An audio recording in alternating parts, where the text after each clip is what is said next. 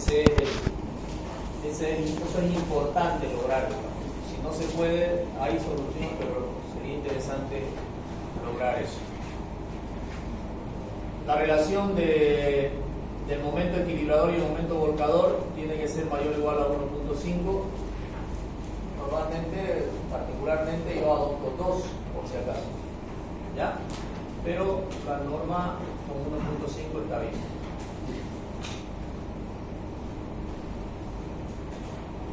Habíamos hablado de que tenemos 2 tipos de zapatas aisladas, que sería la rígida y la flexible.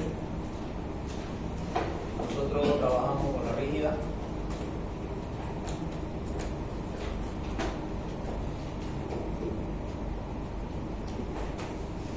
Este diagramita nos está mostrando básicamente la tensión 1 y al otro lado, digamos, la tensión admisible. Acá nosotros tenemos la tensión del terreno, que es ya la real, porque aquí estamos colocando los valores de A y B que ya nosotros hemos calculado anteriormente. Es decir, que el sigma sub T va a ser menor al sigma admisible del laboratorio de suelo. ¿Se entiende eso, no? El laboratorio de suelo nos dice tu tensión del suelo es 8 kilos por centímetro cuadrado. Y cuando nosotros asignamos un valor de A y B para la zapata, volvemos a calcular el sigma del terreno y nos da 7.6. Cambia. ¿Por qué? Porque los valores de A y B que nosotros asumimos son mayores a lo que nos requiere el terreno. Siempre va a ser mayor. ¿No es? Sí. Porque el A y B me va a salir 2.3 metros y yo le voy a poner 2.5 por ejemplo. Sí. Eso vamos a asumir.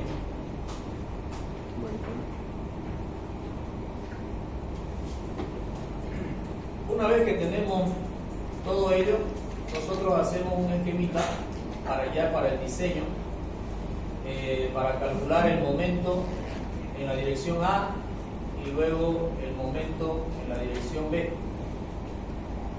Está aquí. Entonces, básicamente lo que nosotros hacemos es hacer un corte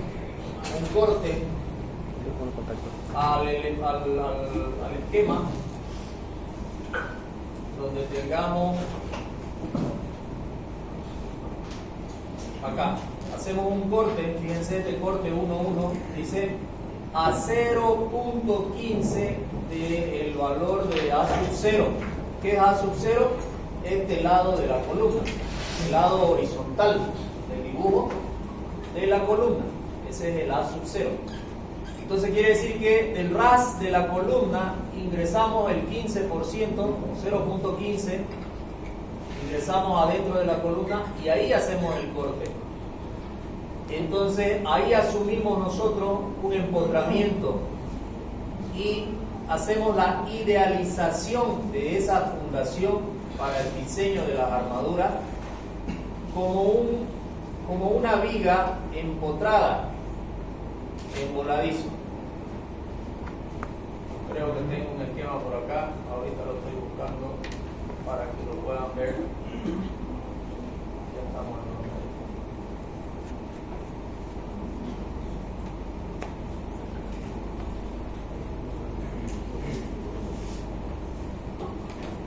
Entonces nosotros hacemos este corte de acá, cortamos y ahí hacemos la idealización y decimos, esta es nuestra viga. Esa es la viga que vamos a diseñar y a esa viga la vamos a cargar con las cargas que hemos encontrado del suelo. Si hemos logrado de que sea uniforme, entonces esto va a ser así. Esa va a ser la carga del suelo. Esto va a ser el sigma del terreno real, el sigma real que está trabajando el terreno hacia arriba, ¿no? Y con eso vamos a calcular el momento acá y vamos a diseñar para ese momento con una sección transversal como si fuera una viga. O sea que el análisis de la zapata termina aquí. De aquí para adelante diseñamos como si fuera una viga. Una viga. Hay dos formas de hacerlo. hay dos decisiones que uno va a tomar. Puede uno diseñar con todo el ancho B. Si usted diseña con todo el ancho B, por ejemplo, con este elemento, va a ser B por la altura. B por la altura de la zapata, por H. B por H. Esa sería una forma. La otra forma sería una viga de 1 metro unitario por H. Es decir, agarramos solamente 1 metro de la zapata. Y calculamos en esta de acá, vamos a calcular el área de acero para 1 metro. Y aquí calcularía el área del acero para toda la zapata, para todo el ancho. Son dos cosas diferentes. Entonces, cuando yo calculo el área por cada metro, voy a diseñar y voy a hacer el análisis de decir, bueno, le voy a poner 5 fierros de 12 a cada metro. No es que lo pongo alegremente, porque esa área me va a decir cuántos centímetros cuadrados son, y esos centímetros cuadrados los voy a convertir en cuántas barras de acero que yo decida el diámetro. Puedo decidir 12, 16, 20, 25, ¿no es cierto? Ya depende de la magnitud del área que me salga de acero. ¿Se entiende hasta ahí? Entonces, si yo calculo el área de acero por cada metro, que esto es lo más conveniente, ya distribuyo para cada metro de zapata. Ya no me interesa si tiene 3 metros, 4 metros, 5 metros. No interesa porque ya le doy al albañil por cada metro, me vas a poner esa barra. Listo. En cambio, si yo calculo para todo el ancho, tendría que darle un valor para todo el ancho de esa zapata. Si por algún motivo hay una variación, ya tendría que recalcular de nuevo todo.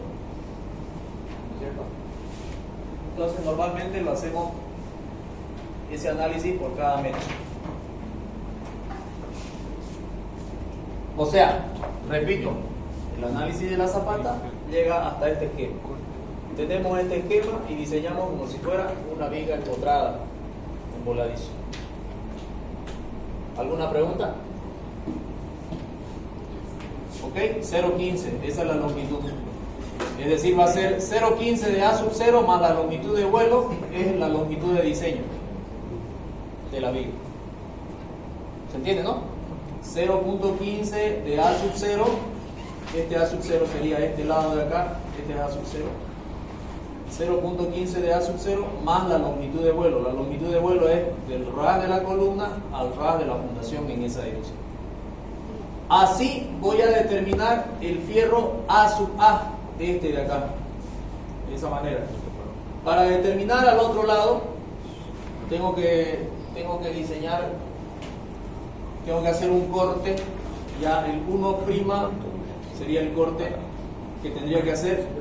Y mi viga sería esta de acá. Esa de ahí. Esa sería la viga que voy a analizar. Con una carga también rectangular que está actuando sobre esa viga. Y ahí encuentro el momento. Ese sería el momento sub B, si se quiere. Y con ese momento sub B, como si fuera una viga, voy a calcular la armadura para la dirección B. O sea que para una zapata aislada, centrada, debo de analizar 2 veces, porque especialmente si no es cuadrada, si es rectangular, los valores van a ser diferentes. Van a salir diferentes. Esta carga es la misma para ambas direcciones. La carga va a ser la misma. Pero como su longitud de la viga es menor acá y mayor acá, entonces el momento, por supuesto, va a ser mayor acá y acá va a ser menor. ¿No es cierto? De esa manera es que diseñamos y distribuimos las armaduras. ¿Ok? ¿Alguna pregunta?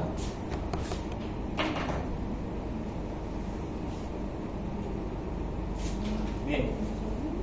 Y lo mismo acá. Una vez que nosotros tenemos las armaduras, tanto para la dirección A como para la dirección B, le vamos a elaborar los planos al albañil de tal forma que la armadura principal va a ir abajo y la armadura secundaria va a ir arriba. ¿Cuál es la principal?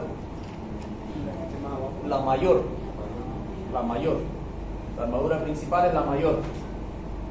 Y se supone que ese mayor valor de acero va a tener un diámetro mayor de acero también, o en su defecto la separación de las barras va a ser menor. O sea, voy a tener más acero donde mi área me requiera mayor cantidad, ¿no es cierto? Porque muchas veces podemos nosotros elegir diámetro y como nosotros lo elegimos, puede ser que querramos ponerle menor diámetro a la armadura principal, pero más seguidita. ¿Ya? No conviene hacer eso. Lo conveniente es que usted decide, usted calcula y va a calcular un acero en la dirección A y un acero en la dirección B.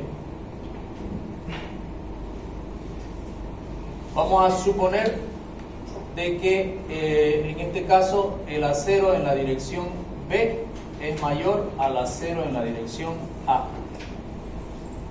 Vamos a suponer que sea de esa manera. Y entonces, cuando hagamos la distribución del acero en la dirección B, probablemente decidamos por el mismo valor, phi de 12 cada 15. Entonces en esta de acá me tendría que salir un phi de 12 cada 20, por ejemplo, porque la dirección B es más grande, el acero, que en la dirección A. ¿Ya?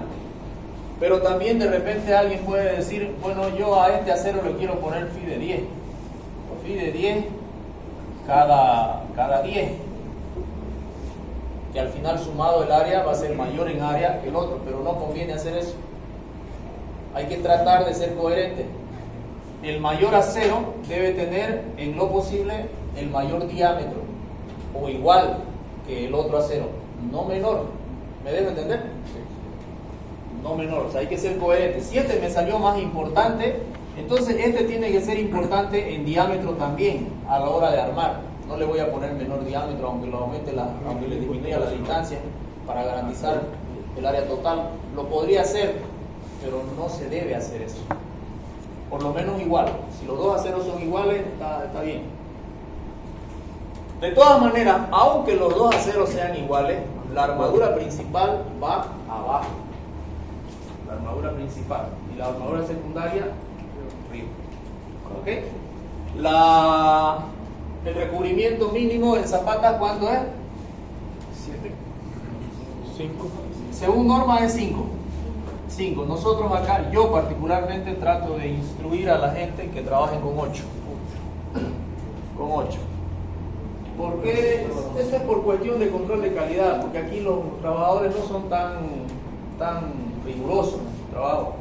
O sea, son muy prácticos. El hispano es muy práctico y al ser práctico las cosas no las hace muy bien. Y entonces cuando vos vas y sos riguroso en observar eso, te encontrás con los espesores de todo tipo, la tierra por aquí, no sé, es feo eso. Por eso yo trabajo con 8. Y aún así casi a veces encontrás lugares donde tiene menos de 8 todavía. ¿Ya? Siempre se recomienda, la norma recomienda, una vez que haces la fosa de excavación, una vez que has realizado ya una compactación aquí, en el terreno natural, en el hueco abajo, en el fondo, mínimo tenés que hacer una compactación. Aunque no le hagas cambio de suelo, aunque no le hagas nada, una compactación. Ahora, la compactación tenés que decidirla con tu conocimiento del estudio del suelo. Dependiendo del tipo de suelo, utilizarás pisón manual, utilizarás saltarín, utilizarás plancha saltarina, ¿ya? Dependiendo del tipo de suelo. Entonces, si tenés un suelo arenoso, por ejemplo, lo ideal sería con plancha saltarina, no con el saltarín. El saltarín se va a hundir, hay mucho impacto y de un rato te va a empezar a filtrar el agua para arriba. Entonces, una plancha saltarina mínimamente ahí ya queda bien. Pero hay que realizar una compactación. De ahí se coloca una carpeta pobre, de hormigón pobre, teóricamente. Una carpetita de hormigón pobre. Esa carpetita de hormigón pobre, más o menos 5 centímetros, la teoría. Y de ahí recién viene el hormigón que vas a vaciar y tu armadura deberá estar a 5 centímetros por lo bajo, yo le coloco 8 del hormigón pobre. O sea que fíjense que estamos hablando de más o menos 13 a 15 centímetros alejada del suelo, la armadura. ¿Ya? Esa es la forma. Y acá, de los laterales, también tiene que tener 8 centímetros la armadura. 5 es lo mínimo, 5 dice la norma, 8 le ponemos. El hormigón en fundaciones debe ser el más alto posible. Si vas a trabajar con diferentes resistencias de hormigón en un mismo proyecto, entonces la mayor resistencia a las fundaciones y columnas. Las vigas y losas, en teoría, no necesitan hormigón, necesitan acero. ¿Quién resiste qué esfuerzo resiste la viga? Sobre todo la flexión. ¿Y quién resiste la flexión? El acero. El hormigón no resiste presión. Entonces la zapata y la columna resisten esfuerzos de compresión. Y la mamá para aguantar eso es el hormigón armado. ¿No es cierto? El acero no resiste a la misma capacidad del hormigón la compresión. Por eso es que si vamos a trabajar con diferentes resistencias de hormigón en una estructura, la mayor resistencia tiene que ser zapata y columna. Por ejemplo, 250 kilos por centímetro cuadrado de resistencia de hormigón en zapatas y columnas, y de repente 210 en vigas y losas. ¿Ok? De lo contrario, 250 en todo y listo. ¿Qué más?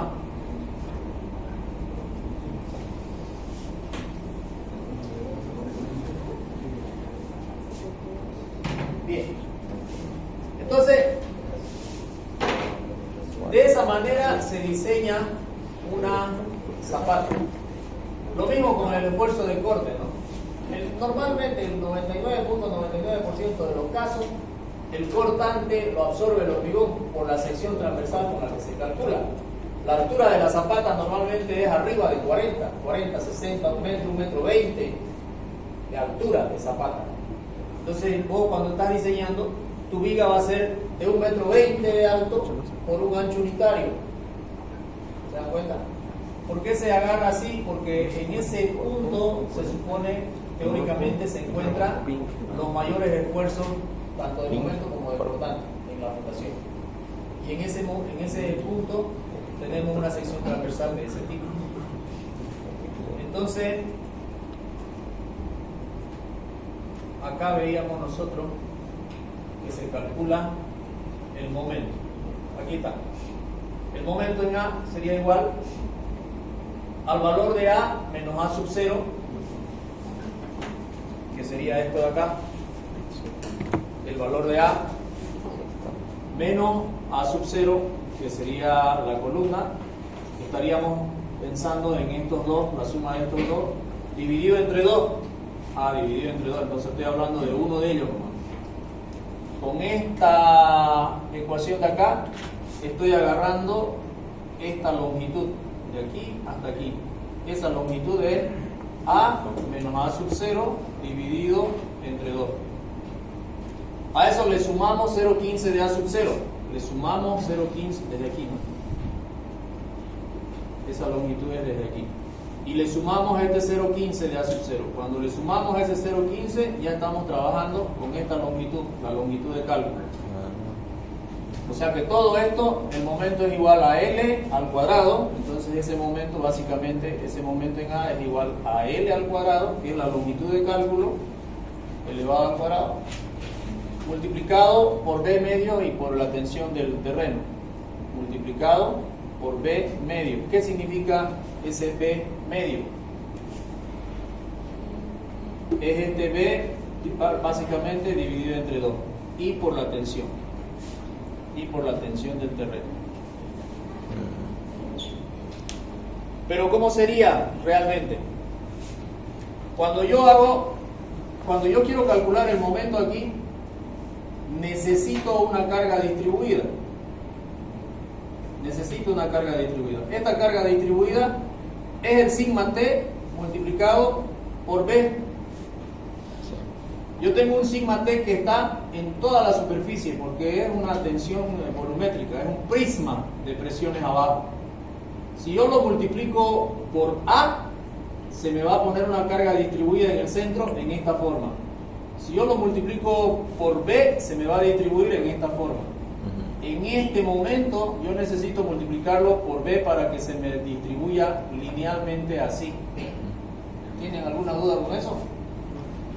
En física 2 hablamos de eso, ¿no? O en física 1, física 1, física 2, cómo se distribuyen las cargas superficiales en lineales y las lineales en puntuales para poder hacer sumatoria de momentos en una vía.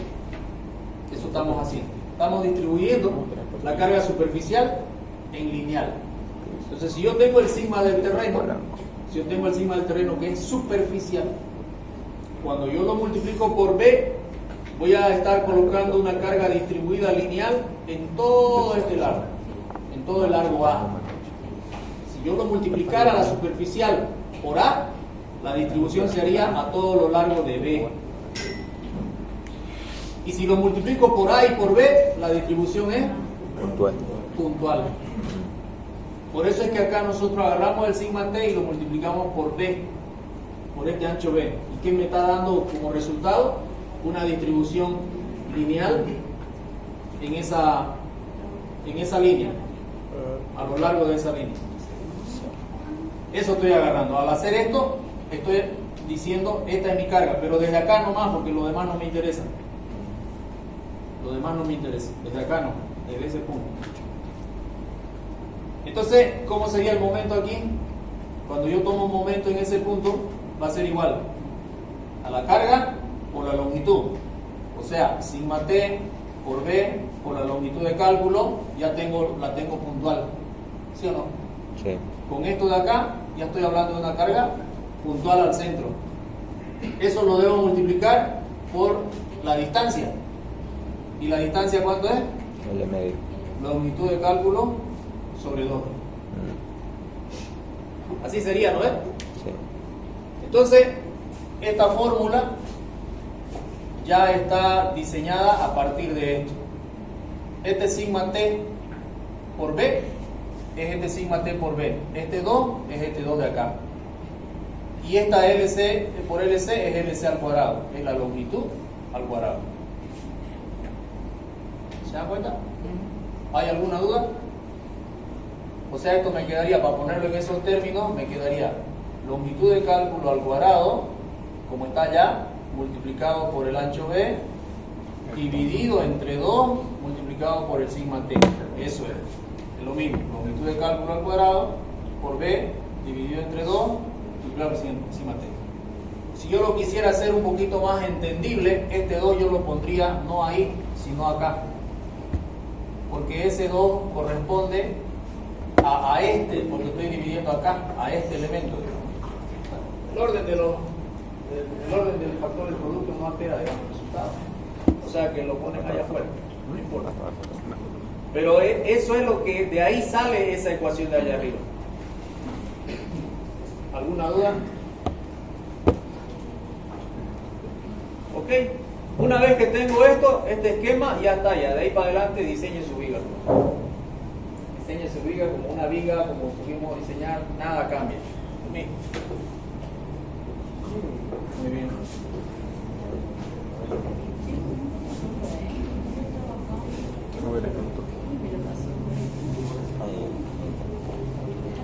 Es como una carga.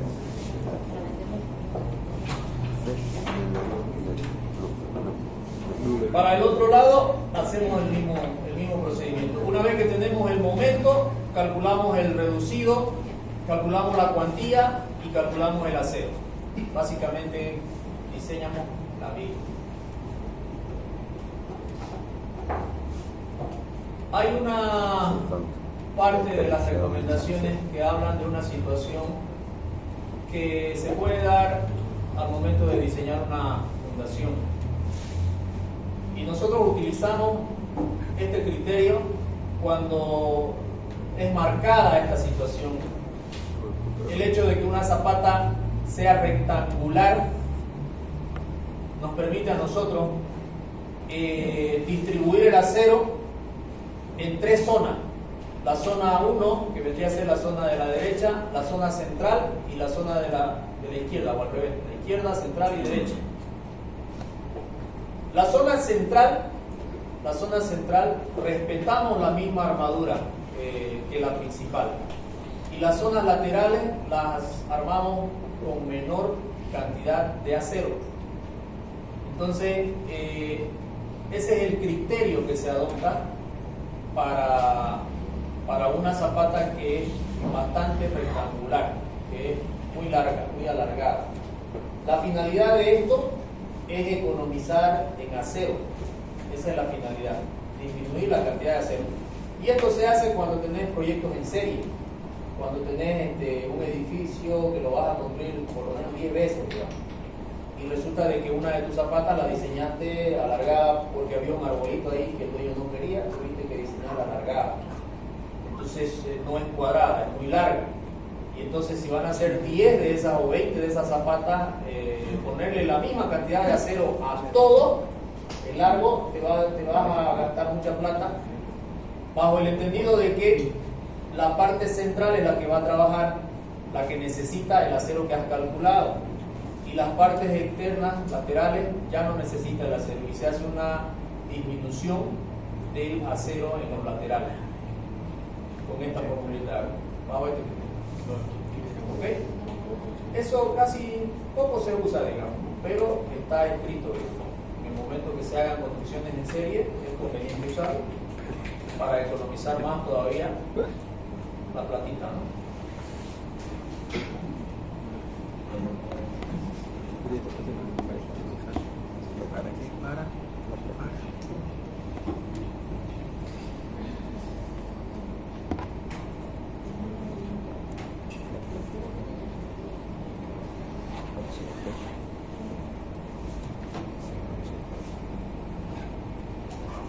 Este otro caso, cuando ya tenemos cargas excéntricas, tenemos esta situación, donde las tensiones ya no son rectangulares, ya empieza a aparecer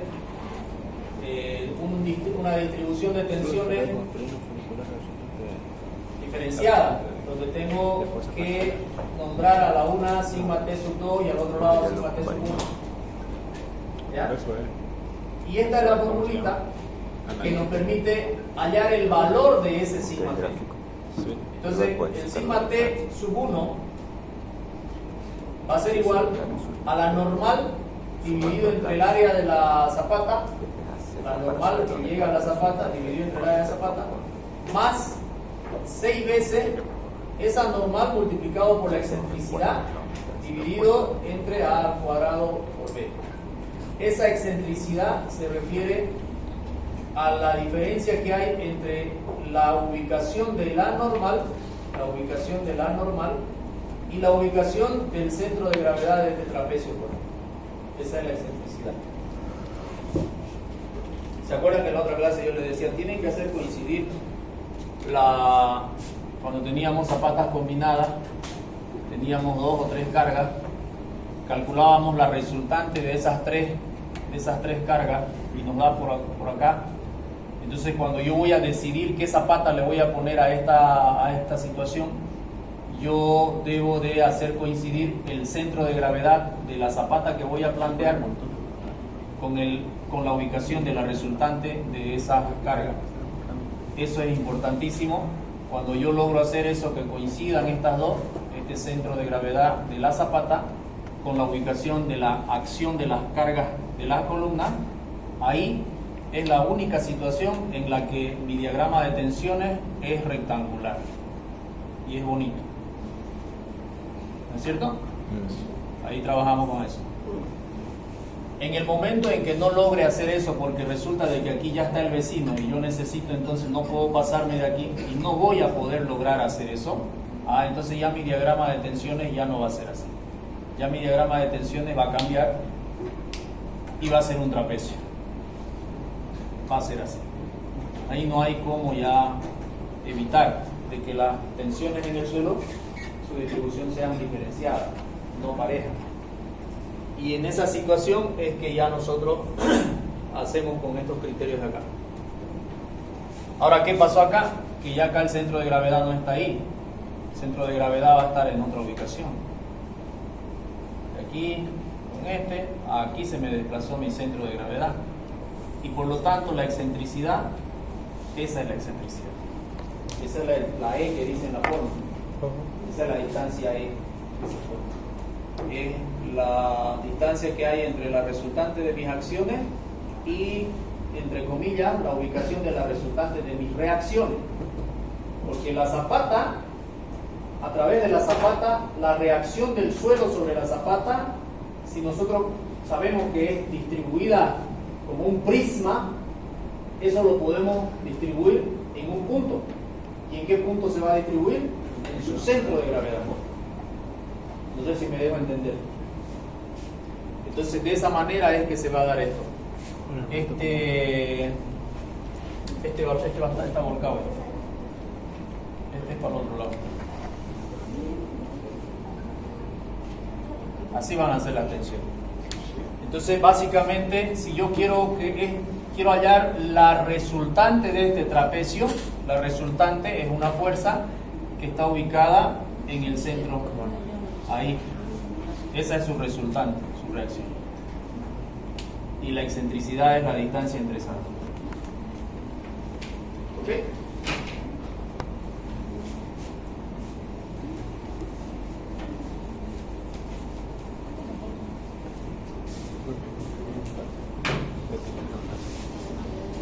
Entonces, utilizamos esta formulita. El sigma t sub 1 lo calculo con esta ecuación y el sigma t sub 2 con esta otra ecuación. Básicamente la una es con positivo y la otra es con negativo. Es la misma ecuación. Es la misma ecuación, solamente que al un lado es positivo y al otro lado es negativo. Y colocamos nuestro diagrama de tensiones del suelo. ¿Okay? Con eso tenemos algunos casos. El caso 1 sería este, donde ninguna de las tensiones es cero, en ninguno de los extremos la tensión es cero. Ese es el caso 1. En el caso 2 es cuando una de las tensiones en el extremo es cero. Puede darse cuando la excentricidad es demasiado grande, entonces va a ocurrir esto. La tensión va a ser grande a un lado y cero al otro lado. No llega siquiera de aquí. Ese es el caso 2. Y aquí, en este caso, solamente tenemos sigma t. Y ese sigma t lo calculamos con esta ecuación. 2 veces la normal dividido entre 3 veces a sobre 2 menos e por b. Y ahí tendríamos el valor del sigma de esta situación. ¿Ok?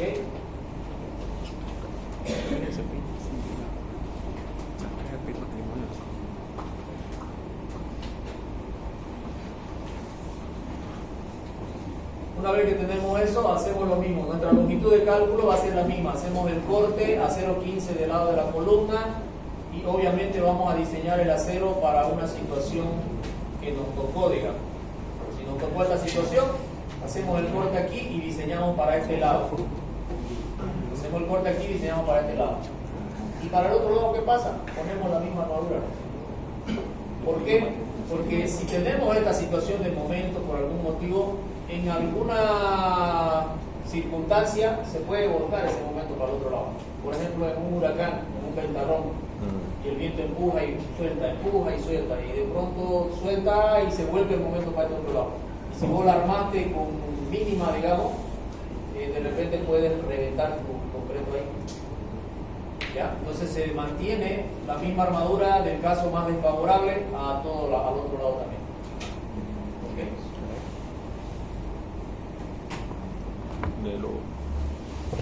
Ese fenómeno se repite en las zapatas combinadas.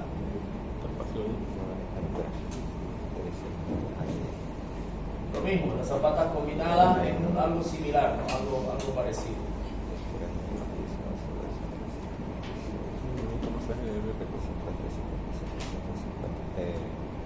En la situación más óptima, donde logramos nosotros hacer coincidir el centro de gravedad de la zapata con la ubicación de la resultante de las acciones, de las normales, entonces nuestro diagrama de tensiones es rectangular. Si nuestro diagrama de tensiones es rectangular, hacemos un cálculo de este tipo. Este va a ser nuestro diagrama de momento, nuestro diagrama de cortante, y con esos valores diseñamos la altura, en este caso, de la zapata. ¿Ok? El manito es negro. Manito está haciendo la cita conmigo. Cuando los esfuerzos cortantes son demasiado grandes, podemos proceder a colocar estribos dobles Con la mano derecha. de este tipo. Cuando tenemos en tema de zapata, esto sí se puede hacer. Se puede hacer porque normalmente esto de acá suele ser un valor ancho, digamos, un valor grandecito. Entonces nos permitimos hacer este tipo de estribos dobles. Cuando este valor es muy pequeño, es delgado, entonces en lugar de colocar de esta manera, colocamos directamente dos estribos de 6 o de 8, dos estribos de 8 cada 10, digamos. O 3 si es que es tan fuerte el cortante. 3 de 8 cada 10. ¿Y eso qué significa? Que los estribos están yendo así. Así. Dos estribos acá y otros dos estribos acá, a una distancia de 10. Y en el otro caso son 3 estribos así juntitos y 3 estribos así cada 10. Así. ¿Ya? Es mejor colocar así que colocar demasiado seguidito. ¿Por qué? Porque cuando colocamos demasiado seguidito, no ingresa el hormigón al medio. No ingresa. Las piedritas van, se trancan y dejan los huecos a lo largo del acero, entre acero y acero. Queda hueco, queda cangrejera, se forman las cangrejeras. Por eso, en lugar de colocar muy seguidito los fierros, es mejor de una vez apegadito y el otro par ya más separado. ¿Qué es cangrejera? Huecos dentro del hormigón. A eso se llama cangrejera. Y a veces cuando vas vaciando, se tranca una piedrita, después se tranca otra, y de momento cuando te das cuenta hay una cangrejera grande adentro. Parece un cabezal. Grande ya es 10 centímetros, digamos así, ya es enorme esa cangrejera. Dejar un espacio hueco dentro del concreto es bien peligroso, porque no nos olvidemos que todas las partículas de concreto aportan a la resistencia a la compresión. Y si de pronto hay un hueco, no hay partículas que aporten, eso va a reventar. Y eso puede colapsar. Entonces es importante no colocar fierros demasiado apegados.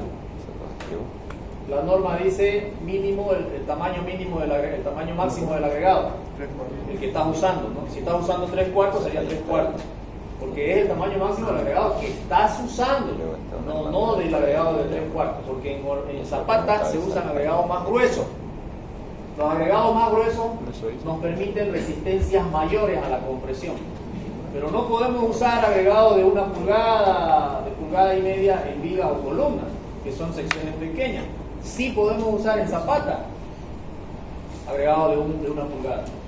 ¿Se dan cuenta? Entonces el criterio tiene que ser claro, no es 3/4, sino que es el tamaño máximo del agregado que voy a usar ahí, que puede ser 3/4, normalmente es 3/4, pero no siempre. Pero hay que ver ese tema. En lugar de que tengamos muy seguiditos los fierros, es preferible unirlos y los pares y separarlos un poquito más.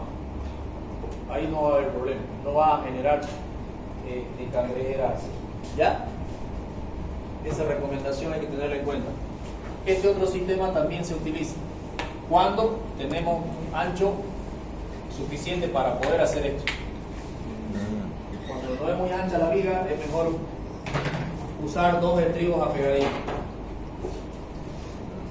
Bueno, y tenemos el diagrama de momento, el diagrama de cortante, y con eso diseñamos también la armadura. En la otra dirección agarramos un ancho unitario siempre, ahí sí no hay opción a agarrar todo el ancho, todo el largo de la zapata, agarramos un ancho unitario y diseñamos la armadura para esa situación, que sería esta de acá. El sigma va a ser el mismo, el sigma del terreno. Este sigma, nuevamente repito, no es el sigma que nos dio el estudio del suelo, no es el sigma del laboratorio, no es Este de acá, ¿cuál es? Te vas al centro. Es el real. Más, ¿cómo se llama? Es el sigma, Más el terreno, alto, el real que por eso nosotros ahí. vamos a hacer trabajar a terreno. Porque Al medio hemos tiene cambiado un la lado, dimensión. un lado va y Siempre un lado vamos a va. cambiar. Así Eso, sea con 2 eso, centímetros, eso. vamos a redondear y va a cambiar. Igual de todas maneras, ¿Ok? es como, porque no así directamente es lo del costo. Es lo económico. Esta es una variante, digamos, ¿no? De las combinadas. Las combinadas son las que son dos columnas combinadas y las continuas son las que son más de 2 columnas combinadas. El criterio de análisis exactamente el mismo.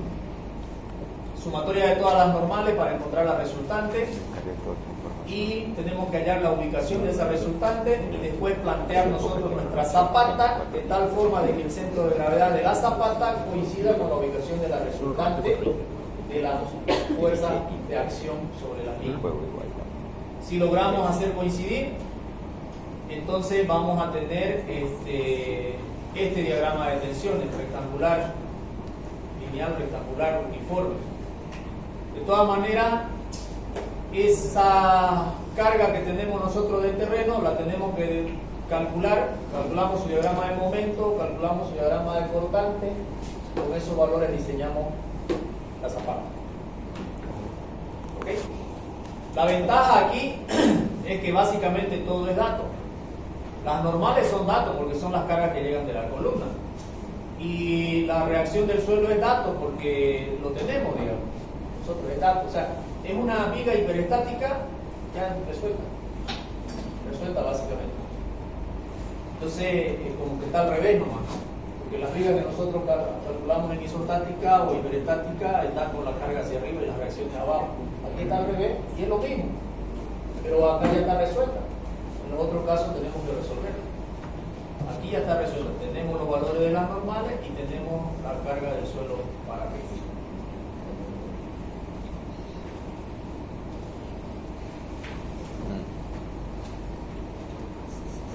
Para las armaduras transversales hacemos un corte de 1 metro, lo mismo que en la combinada.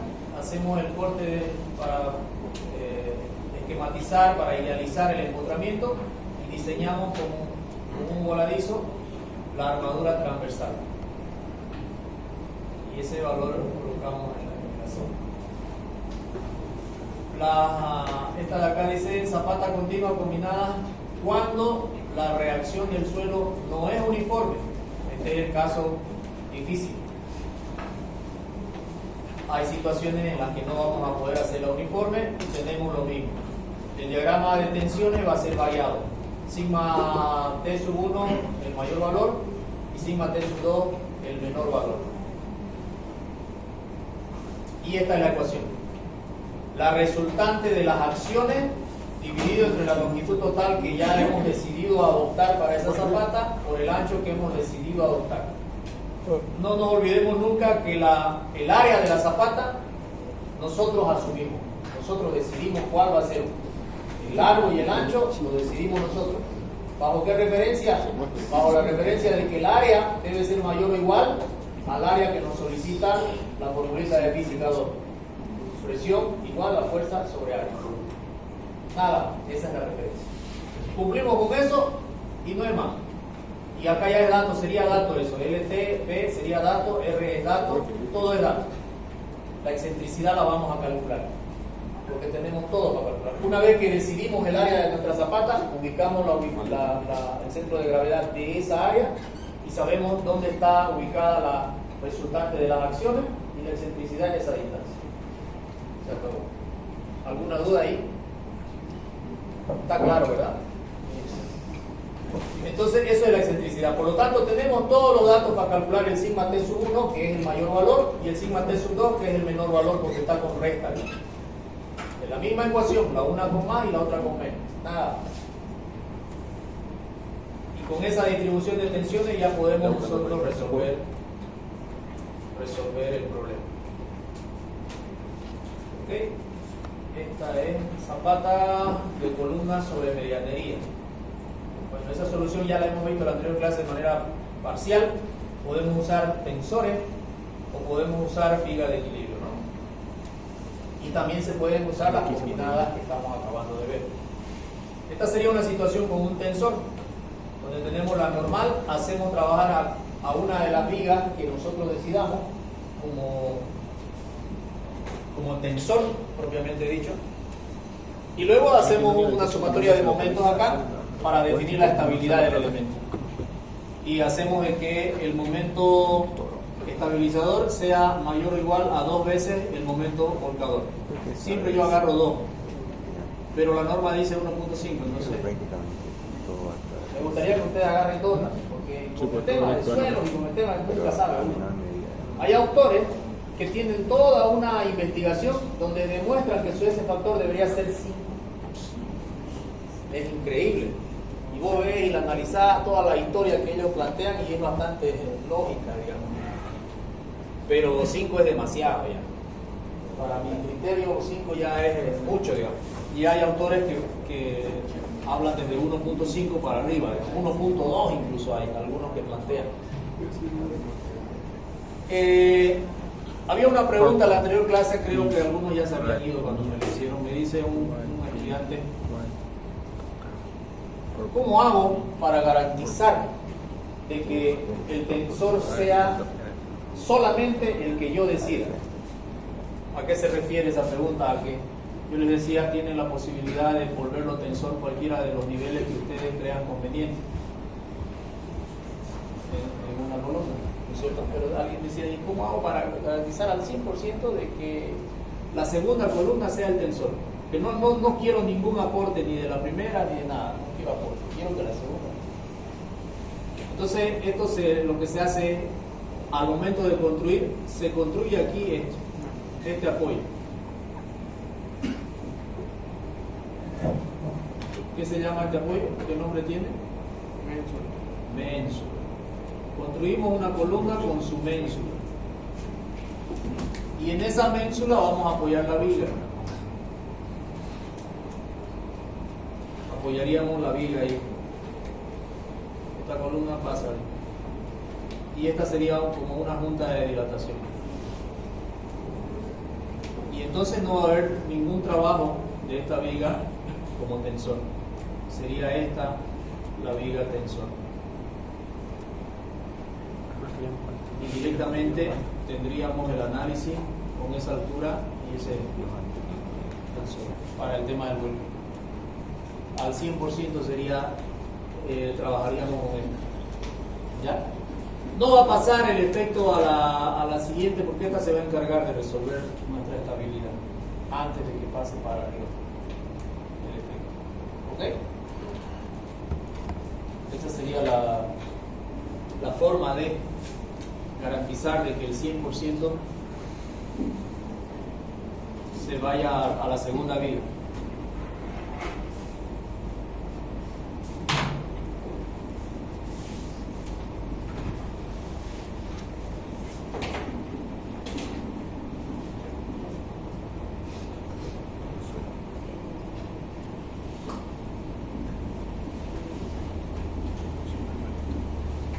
Algo interesante también que se ha logrado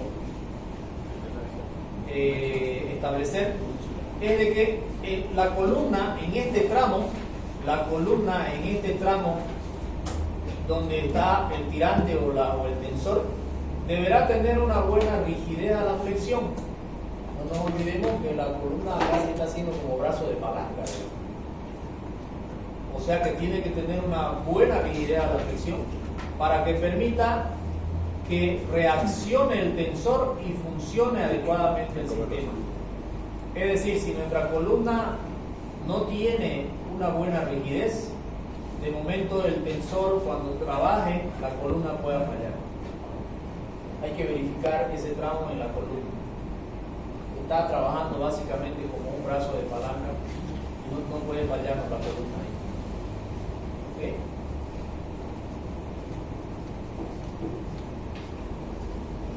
Y esto es lo mismo, el dimensionamiento es lo mismo, por la armadura por presión, como si fuera una viga.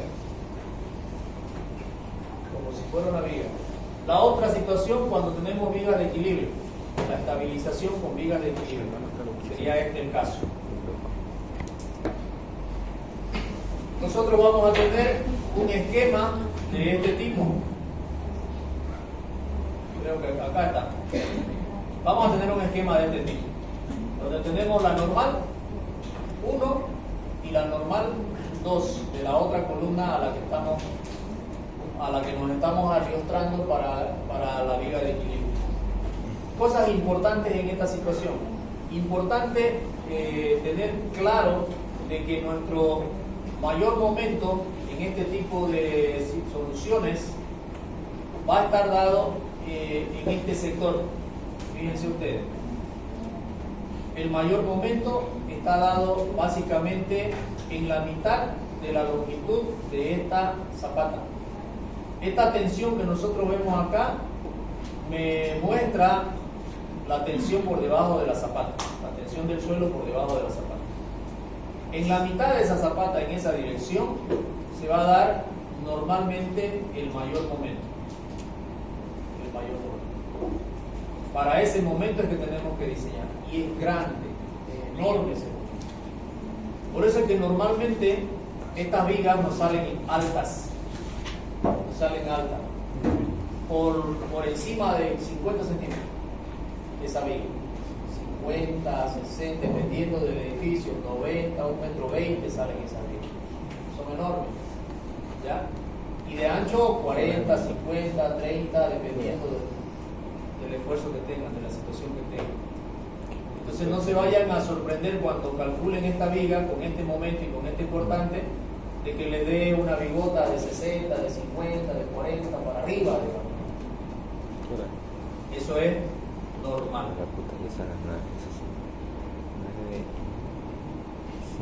Okay, un pequeño esquemita de cómo se vería una viga de medianería.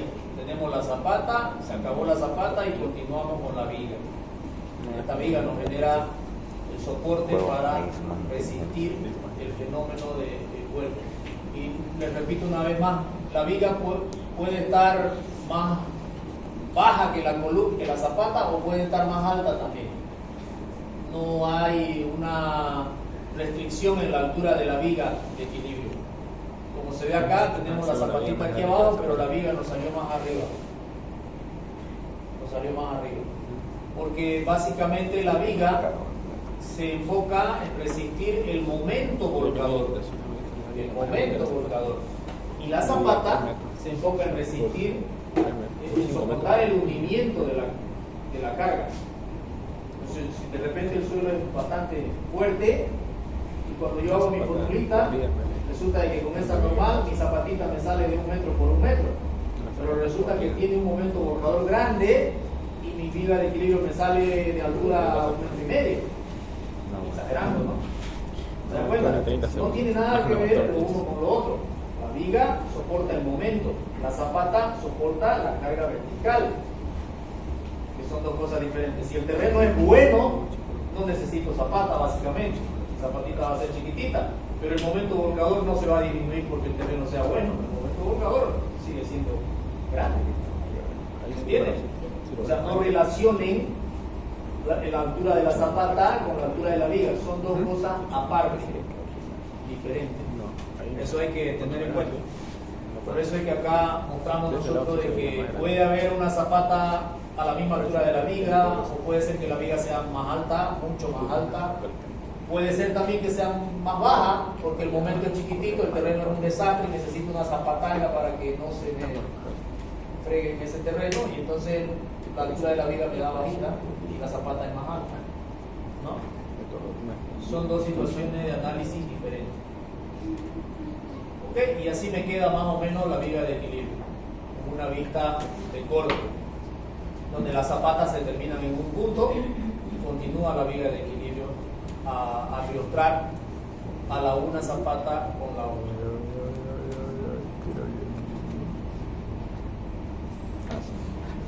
La forma de cálculo también son separadas. A la zapata la calculamos como hemos visto que se calcula una zapata, como si fuera una viguita. Y a la viga diseñamos un momento y calculamos como si fuera una viga. No hay que tratar de unir esos dos cálculos. La otra zapata aislada que está allá la calculamos con su carga normal, como hemos visto que se calcula una zapata aislada sin ningún problema. El problema aquí, o la dificultad aquí, radica en encontrar el diagrama de momentos importante de la viga. Eso es lo nuevo aquí. Nada. Nada. ¿Ok? Una solución sin colocar de una columna a la otra, sin arrastrar de una columna a la otra, es esta de acá, colocando un macizo de hormigón armado. Es decir, ¿cuándo utilizo esta solución? Cuando tengo una zapata aquí y resulta de que mi siguiente zapata está a 20 metros o está muy lejos, no le voy a mandar una viga para estabilizar esa zapata, ¿no? Le mando la viga a unos 5 metros y ahí pongo el bloque, un bloque de concreto. Y este bloque va a ser perdido, no se va a ver, nadie lo va a ver, va a estar enterrado, nadie se va a dar cuenta. No nos olvidemos sí de que mientras más lejos esté el bloque, tengo mayor brazo de palanca para resistir el vuelco. Mientras más lejos esté el bloque, tengo mayor brazo de palanca para resistir el vuelco. Entonces hay que ver ese tema, digamos, cuánto debe pesar este bloque para que resista ese momento volcador.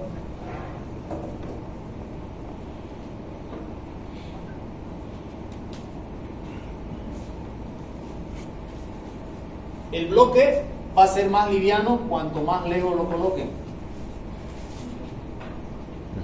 ¿No es cierto? Porque el momento es fuerza por distancia.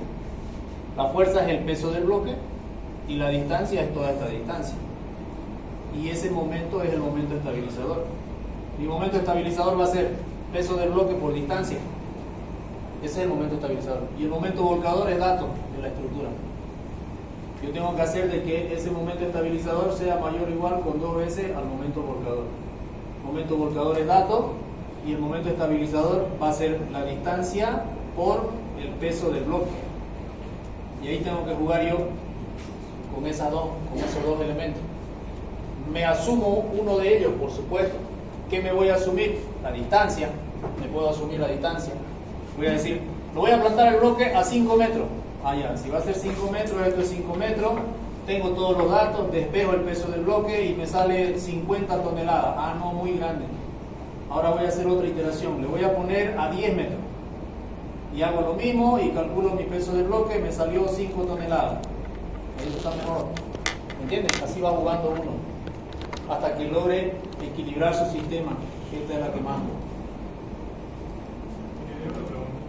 He visto así una construcción donde sus ejes no eran iguales. ¿Sus ejes? Ajá. Ya. Y yo aquí estaba una columna y era difícil de ejecutar. Y su otra columna de acá. Y el terreno era chiquito, imagínate no podían sacar ese. Y lo que hicieron fue tirar la diagonal. Se puede. Es decir, digamos que tu bloque esté aquí, digamos. Que por algún motivo no lo puedas poner acá, sino acá. Y de aquí tiras tu viga de equilibrio en diagonal así, ¿no ves? Sí, se puede. Es básicamente lo mismo, digamos. Acá igual, tenés tu longitud L y vas a tener tu peso del bloque. Ahora, es algo así como que tenés que descomponer. Es algo así como que vos tenés un momento volcador a lo acá, pero tu dirección que la estás estabilizando es hacia el otro lado. Entonces tenés que descomponer este momento volcador en una componente que esté en esa dirección. Básicamente eso tendrías que hacer. Y no es más, luego calcular lo mismo. Se puede colocar en diagonal. Estas cositas, el CIPE te lo hace automático. Vos lo pones en diagonal y el CIPE hace sus relaciones, sus descomposiciones y te dice si aguanta o no aguanta. Y si no aguanta, vos le vas aumentando para que aguante. ¿Ok? Cuando es harta la diferencia. Cuando es poquita la diferencia, no pasa nada. ¿Ya? ¿Ok? ¿Alguna duda más? ¿Pregunta? Entonces esas son las zapatas. Esas son todas las zapatas superficiales. No hemos hablado de las plateas todavía, pero son esas las zapatas superficiales que se conocen y que se utilizan para